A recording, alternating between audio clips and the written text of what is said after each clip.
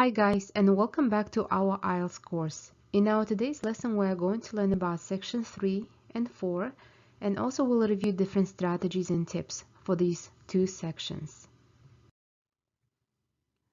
Before we'll begin learning about section 3 and 4, I would like to go back and review with you what we studied previously. As you remember, IELTS listening module has 4 sections and 40 total questions. You'll be given 30 minutes to listen to the recordings, answer the questions, and extra 10 minutes to transfer your answers to your answer sheet.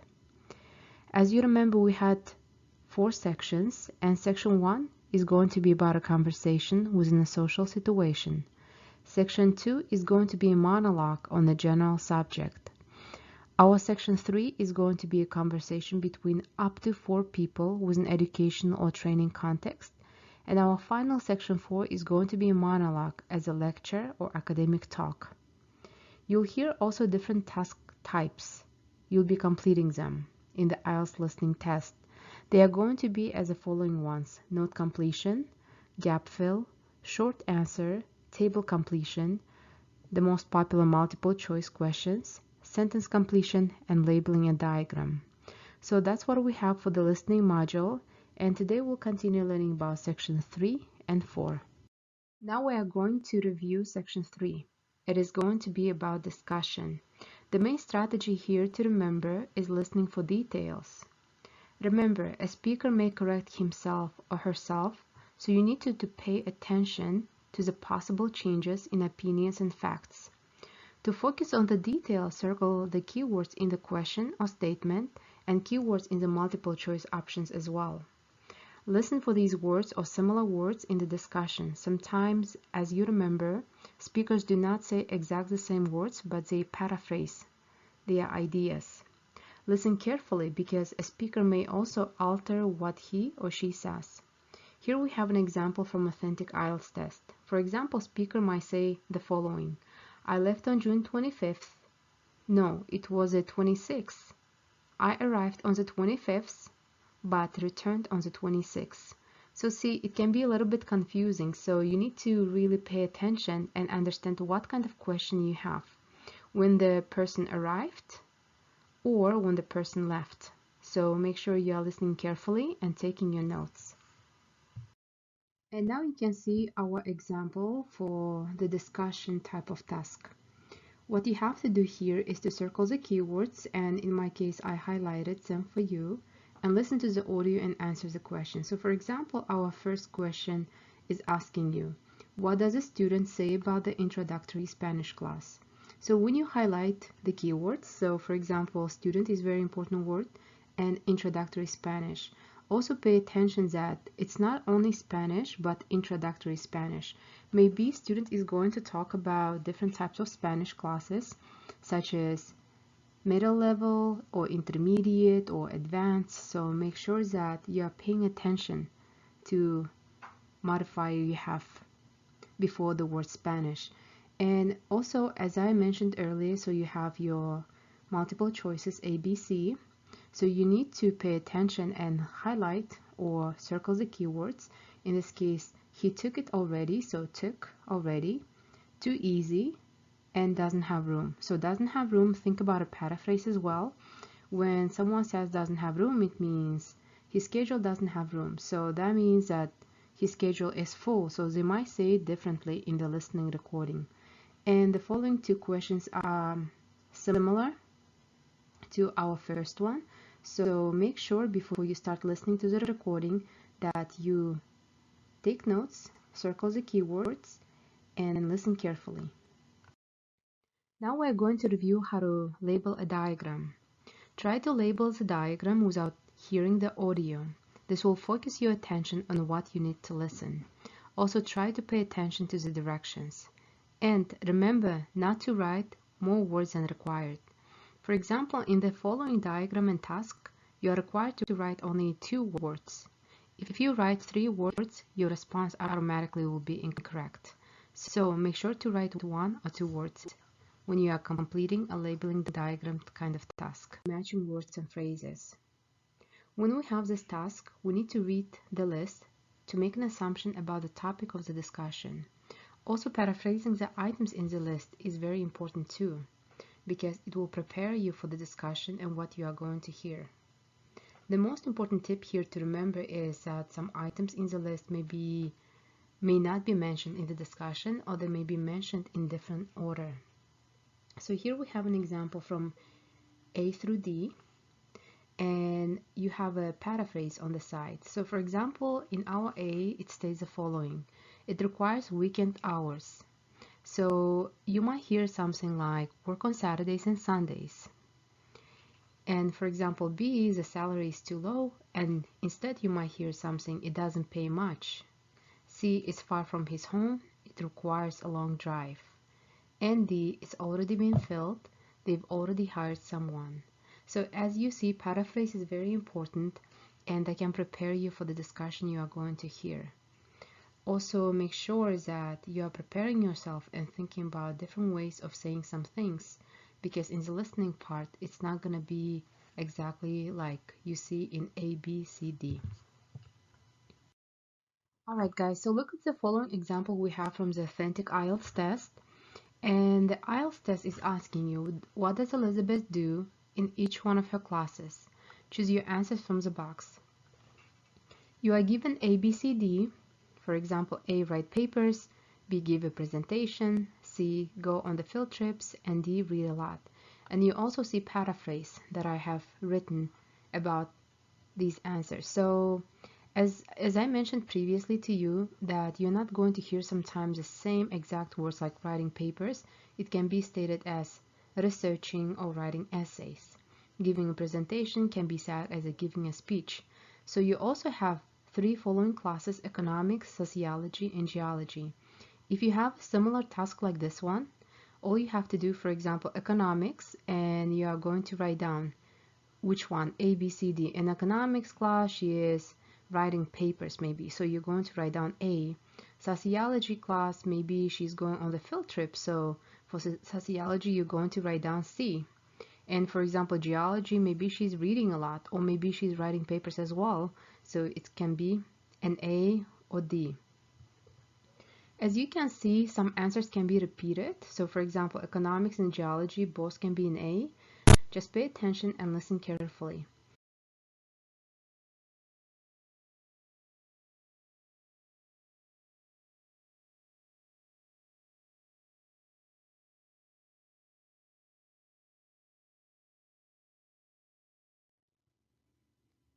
IELTS Listening Module Strategies and Tips, Part 2. And now we are going to review our final section of the listening test, which is section 4, about a talk or lecture. In this section, we are going to review how to classify words or statements. When you're completing the task such as this one, you need to read the categories you have, then read the words quickly. Also, it's very important to determine for you a link between a category and a word before you listen. However, you have to keep in mind that you need to write what the speaker says, not what you think. And also remember that you may use the categories more than one time. So now we are going to review our example from the IELTS test, and the task is asking you to do the following. So which features are characteristics of which type of wetland? You need to choose a correct letter. So as you see, we have wetlands and we have ABC, three different names. Don't worry if you have no idea the meaning of the words. It doesn't really matter sometimes. And you have the following: 1, 2, 3, 4, 5, acidic water, grasses, shrubs, mosses, and trees. So even though sometimes you do not know some words, please do not worry about that. Sometimes you'll be able to understand even without the knowledge of some words. And a lot of times actually in IELTS, your speaker is going to give you a definition, and actually it happens a lot in the reading part too. So what you have to do in this case, whenever you hear acidic water, and then you might hear word swamp many times, so you're going to write down 1B. And then for example, you might hear something like grasses, and then you'll hear bog, so that's going to be 2C. And sometimes some of them can be repeated. For example, acidic water, grass, or shrubs, they all can be swamp. So that's why you can use some categories over and over again. So, and this is type of task we have in the section 4. And now we are going to review how to complete notes in the section 4. When you are completing this type of task, you need to circle the keywords in the notes provided. Also, you have to make sure you try to guess the focus of the talk or lecture. And remember, the notes are just notes and they are not necessarily sentences. So the ideas can be incomplete, and that's totally normal. They might not include some prepositions, articles, verbs, or other grammatical clues. It's a very important point to keep in mind. Also remember that the notes follow the order of the talk, and if you miss one gap, you just need to jump to the next one and continue listening and completing the gaps. So here we have an example, and you are being asked to write no more than 3 words for each answer.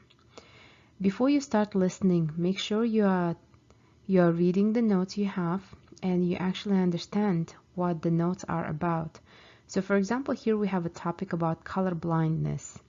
And as you see color blindness, and then you have the following words such as the inability to, and you have to fill out the inability to do what. As you see, in this case, we need a verb. The next sentence we have, the most common form is to and gap color blindness. And as you see, it's describing what kind of color blindness. So you have to listen for the adjective that will be describing the most common form of color blindness. And it's very important to pay attention to the following words we have. So for example, here we have causes, and as you see, we have 3 causes. So you have genes and you have exposure to chemicals. So that means you need to listen carefully to the 3rd cause of color blindness. And now we're going to review our final strategies and tips for the listening section 4. And it's actually our final strategies and tips for the entire listening task. So we're going to review how to complete a flow chart. When you have a task like this one, you have to circle the keywords in the chart and ask yourself what the chart is about and try to complete the chart without listening. Doing so will help you be a careful and a better listener. So make sure you examine your chart and then you circle the keywords and try to understand what kind of information you need to fill it out with. Also for the tips, notice the grammar of the words in the chart. The words you write in the gap should match the grammar of the words. So it means if you have a statement and then you have to fill out the statement with some words, then it means it has to be grammatically correct. Let's take a look at the following example we have. And here you are being asked to write no more than 3 words. So our topic is indirect solar water heater. And you have 3 different statements. Make sure you read them carefully and circle the keywords. So for example, for number 1, we have the antifreeze solution is 1 gap in the solar collector. So the most important words here are antifreeze solution and solar collector. So make sure you are listening for the words like antifreeze solution, and solution can be maybe said differently using different synonyms, but you have to be very careful when you're listening. Maybe you're going to hear a couple of things. So write them down and then go back and try to fill your gaps with the words you caught while listening and see which one grammatically fits in this context.